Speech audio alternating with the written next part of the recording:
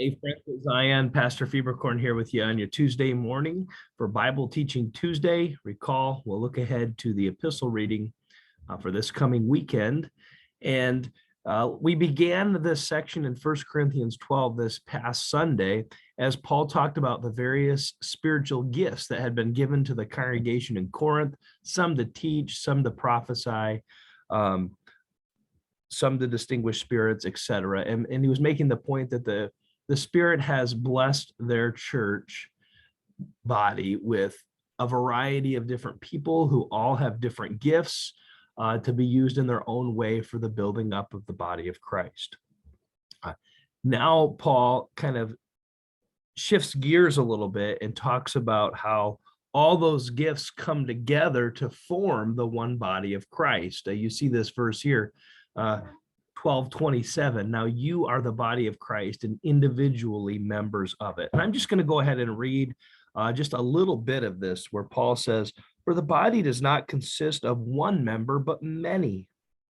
If the foot should say, because I am not a hand, I do not belong to the body, that would not make it less a part of the body. And if an ear should say, because I am not an eye, I do not belong to the body, that would not make it less a part of the body. If the whole body were an eye, where would the sense of hearing be? If the whole body were an ear, where would the sense of smell be?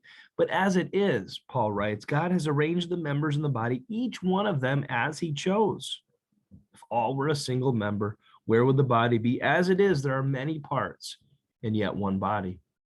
And then he goes on to say, the eyes can't say to the hands or ears to the foot, I have no need of you. Because some parts of our body, let's face it, they may seem more significant or important to others. Perhaps if you thought about it, you would rather lose a foot than your sense of sight. Or, maybe you'd rather lose your sense of smell than your sense of hearing or something like this, right? And so you could say, well, that's less honorable. This part's more honorable. Paul says it doesn't work like that in the body of Christ. In fact, he said, the least important parts, the ones we think are the weakest, are supposed to be considered the most important and be worthy of honor. And so I just want to show you, this is remarkable because I just talked about this past Sunday in our higher ed Bible study. This plays out, yes, in the body of Christ, but also in society. God has not designed everyone to be equal in the church or equal in our society. He makes us different and gives diversity for a reason, but that diversity brings us together as one.